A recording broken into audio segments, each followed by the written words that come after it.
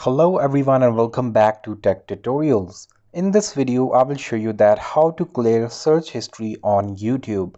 So without wasting any further time, let's get started.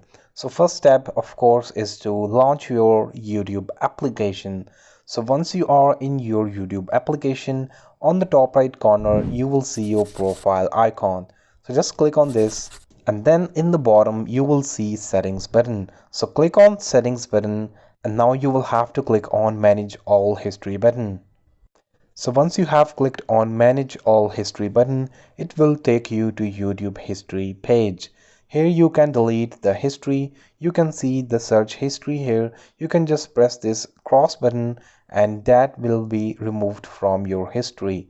And what else you can do is just click on this delete button and then you can delete the history of today. You can delete a history from custom range and you can delete all time history. So if I click on delete all time, that will delete all the history of that particular YouTube account. So just click on this delete in bottom right and you can see the deletion is complete. The activity is now permanently deleted and there is no history left.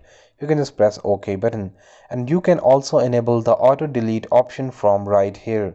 So that's how easy it is to clear YouTube history. I hope this video was useful for you.